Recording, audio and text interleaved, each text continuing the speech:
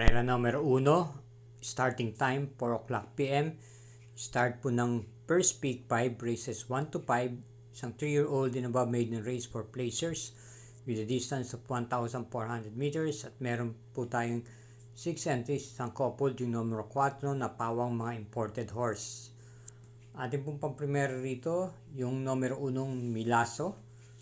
Ito po ipapanubayan po ni RM Garcia at fresh pa po doon sa kanyang pagkakapanalo sa kanyang Novato nung last April 25, nanalo ng Hugando at tinakbo sa distansyang 1,200 meters kung saan nagtiyempo naman po siyang 1 minute and 14.4. Bilang panigunda naman po natin dito yung numero 2, Sense of Joy, na veterano na po to sa maiden.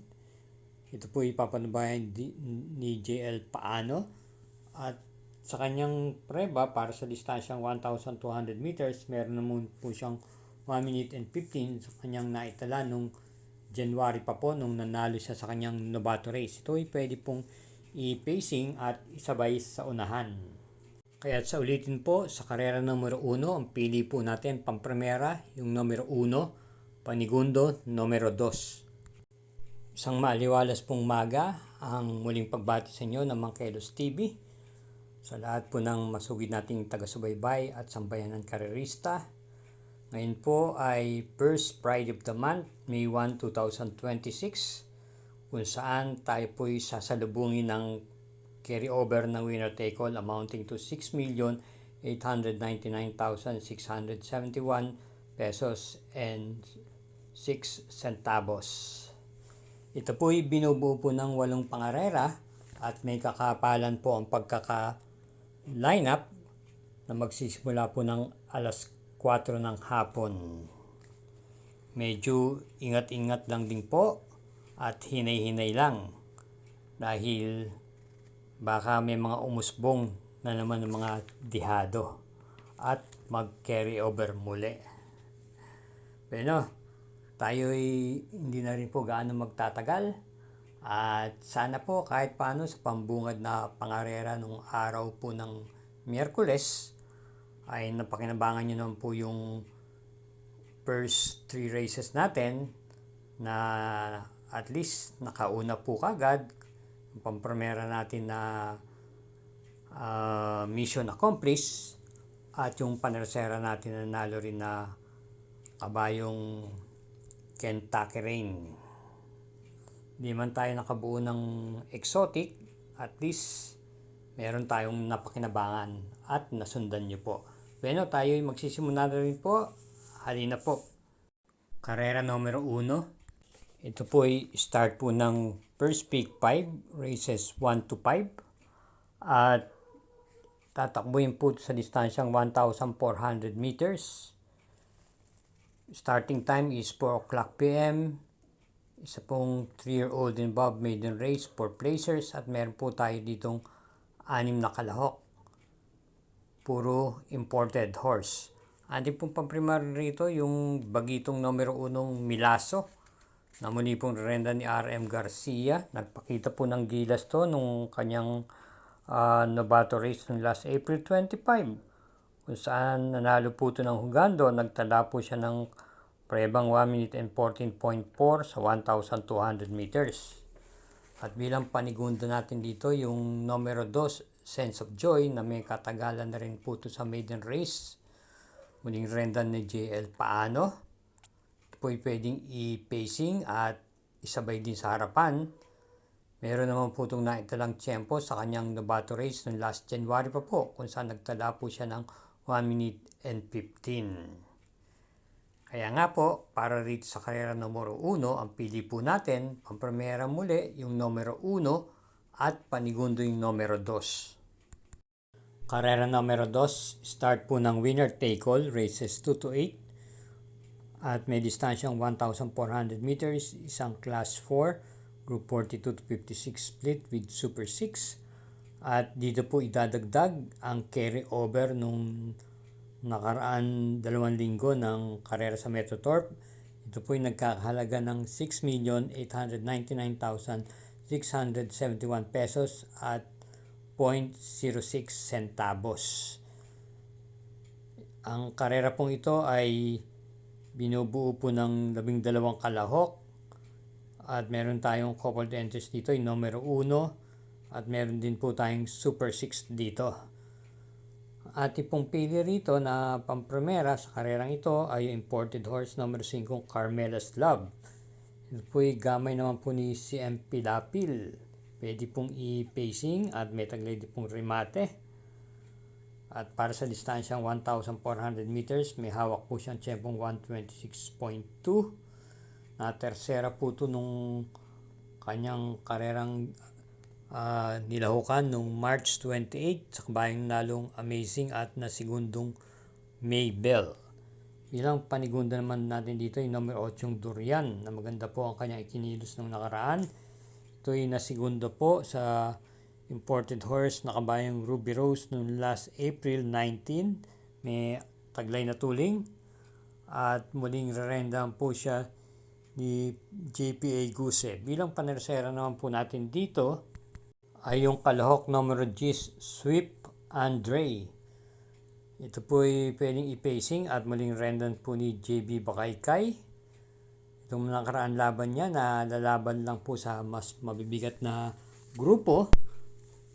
At sa akin palagay ay mas lumaki po ang chance niya rito sa laban na to. Ito po ay may hawak naman po tiyempong 1:26.2 sa distansyang 1,400 meters. Kaya sa muli po, sa karera numero 2, ang pili po natin pampremera yung kalahok numero 5, panigundo yung numero 8 at panersera yung numero 10. Karera numero 3, ito pong start ng Peak 6, races 3 to 8, distance 1,400 meters with Pentapecta, isang class 4, group 42 to 56 group split. At meron po tayong 12 entries, isang coupled yung numero 8. At pong pili, magpremera yung galing sa panalo, yung numero 7 River Rose. Ito po ay may taglay pong remate at muli pong rerenda ni PR Dalema. Nanalo po ito ng hugando noong last April 19 kung saan tinalo niya po si Durian at Elizabeth Joy. Bilang panigunda naman po natin dito yung madidihadong numero 5 Sonic Clay. Papanubayan po ni JP Guse. May 1 minute and 25.2 sa 1,400 meters. Ito po ay pwede pong i-pacing at isabay sa unahan. Nung last run niya, ito po ay dumating lamang po ito ng mga pang-8 o pang-9 nung last April 18 sa karera pong pinanalunan ni Mang Nano at na segundong veterano. At base sa kanyang itinakbo doon, parang hindi naman po siya gaanong iginalaw doon. Kung inyong babalikan, ang kanyang ikinilos o itinakbo nung last April 18, mukha pong hindi siya gaanong iginalaw dun sa laban na yon. Inyong pagmasdan po, siya po ay nanatiling sa pampitong pwesto, pagsapit ng half mile at 1/4 mile at nanatili po doon hanggang sumapit po ng meta. Kaya pakiramdaman nyo po ito, baka nag-aabang lang po ito sa laban na to. At bilang panersera naman po natin dito, isama po natin yung numero 12 American Pareya na may remate po. At kung may pagkakataon, kaya rin pong kumuha ng unahan. Gamay naman po ni JL Shego. Kung sa aking pagkakatanda, ito po'y parang nanalo po yata nitong pinakahuling takbo niya. Kaya para rito sa karera numero 3, pampremera po natin yung numero 7, panigundo yung numero 5, at panersera yung numero 12. Karera numero 4, start po ng second peak 5, races 4 to 8, distance 1,400 meters with Super 6, isang class 5, 17 to 41 group split. At meron po tayong 12 entries dito. Ating pong napipisil pang primera rito yung kalahok numero 3, Kaboom. Ito po yung sa likuran po manggagaling. at si JL paano po ang rerenda. Yung mga huling takbo niya, hindi po naging maganda ang kanyang mga salida. Pero tignan po natin, baka maging maganda po ang kanyang ikilos sa karerang ito. Atin naman pong panigunda rito yung nagbabalik pistang numero 12 Money for Bifani na muling rendan po si CS Pare Jr. Matagal-tagal din po itong nawala, siguro mga 4 o 5 buwan, pero nagbalik pista po siya nung nakaraan kung saan tumakbo po siya sa kanyang barrier run nung last April 4 at maganda naman po ang kanyang ipreneba sa naturang barrier run na yun kung saan nagtiyempo siyang 1 minute and 14 sa 1,200 meters. May bilis po ito at sa aking tingin ay makakasama po siya sa harapan dito kahit na sabihin natin nasa bandang labas po siya. At bilang panersera po natin dito, isama po natin yung numero 7 Supreme Dynasty na isang derimate. Kaya dito sa karera numero 4, ang pili po natin pang primera yung Kalahok numero 3, panigundo yung numero 12 at panersera yung numero 7. Karera numero 5, distance 1,400 meters with pentapecta, isang class 5, 17 to 41 group split. Start po ng peak 4, races 5 to 8 with 12 entries. Isang coupled yung numero 1. Atin pong piling pang primera rito yung numero 4 Super Daily Den. Ito po'y galing lamang po sa isang panalo nung nakaraan kung saan nanalo po siya ng kalahating katawan matapos pangunahan po ang buong kahabaan po ng karera. Nanalo po siya kay Brown Pirate na dumating lamang po ng segundo pwesto. From RC Simasio, kinambyo po siya ngayon kay PR Dilema. At bilang panigundo naman po natin dito yung Kalahok numero 11 Sweet Damani, muling rendan po ni AR Villegas. May bilis naman din po at pwedeng i-pacing ng huling laban niya. Ito'y dumating lamang po ng tersera pwesto. Doon po sa karerang pinanalunan po ni California King nung last April 18 kung saan siya po ang pinakamado. At bilang panersera naman po natin dito yung numero 12 Noble Touch na nasigunda naman po nung last April 18 kay California King kung saan inabot na lang po siya sa meta. Ito po'y may taglay pong bilis at marahil isa na rin po siya sa atin makita sa harapan.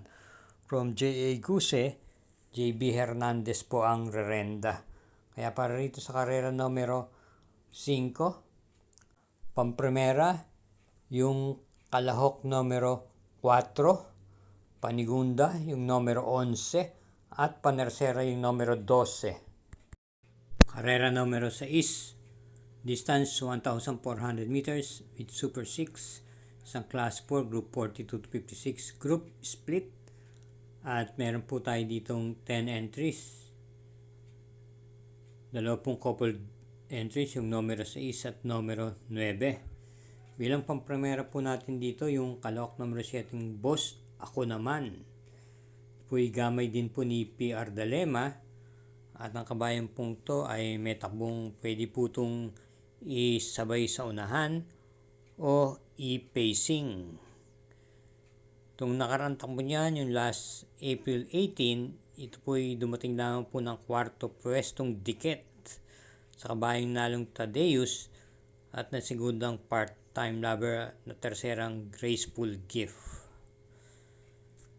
Atin pong panigunda yung numero 4 Tadeus. Muling rendan po ni JL Lazaro galing po sa panalo nung last April 18 kung saan nagtiyempo siyang 1 minute and 25 at kabilang sa mga tinalo niya si part-time lover graceful gift, at ganyan din si Boss Ako Naman. Kaya para dito sa karera numero 6, dalawa lang po ang pili natin. Pampremera yung numero 7 at panigundo yung numero 4. Karera numero 7, penultimate race with Pentapecta, distance 1,400 meters, ang class 4, group 42-56 group split, 12 entries. Ating pong pampremera rito yung kalahok numero 9, Hans City, na muling random po ni JB Hernandez. Galing lang po sa isang impresibong panalo to noong April 18. Kabilang sa mga tinalo niya si Captain Bob Mahusay Ay. Ito po ay may taglay pong tuling to, kabayang to, at muling po siyang papatubayan ni JB Hernandez. Bilang panigundo naman po natin dito yung kalahok numero G, Tapsar, na isang imported horse. At ito po ay gamay po ni R.A. Base. Matapos po manggaling sa pahinga, ito po ay tumakbo nitong nakaraan lamang sa isang barrier run last April 17, at maganda naman din po ang kanyang ikinilos. Nag-tempo po siyang 1 minute and 14.4 sa 1,200 meters. At bilang panersera po natin, isama po natin yung numero 4, Flywheel, JPA Guse. May taglay pong tuling at tuturuan na rin pong isunod. Ito po ay parati pong natitimbang, kaya maganda po parating isasama sa rota to. Kaya para rito sa karera numero 7, pampremera yung kalahok numero 9, panigundo yung numero 10, at panersera yung numero 4. Karera numero 8, last daily double, parating ang puto ng winner take all. Second set ng peak 5 at ganyan din po ng peak 6 at peak 4. Takbuhin po to sa distansyang 1,400 meters with Super 6, isang class 5, 17-41 group split. Meron po tayo ditong 12 kalahok. Ating pong pampremera rito yung kalahok numero 1, Stand in Faith, na isang derimate. Papatnubayan po ni Jim L. Shego. At bilang panigundan po natin yung numero 3 na Sting, na mukhang siya po ang malianimado dito. JB Hernandez ng pong rerenda. At panersera natin yung banderang numero 5, Blue Thunder ni JT Pabilik. Kaya muli, para dito sa karera numero 8, pampremera yung numero 1, panigunda yung kalahok numero 3, at panersera yung numero 5. Sa lahat po ng tumatangkilik sa Mangkelos TV, thank you again for watching.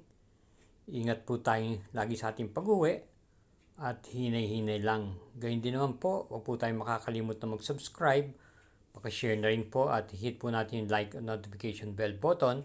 At pakifollow na rin po natin yung Samut Sari Mangkelos TV FB page. Salamat po.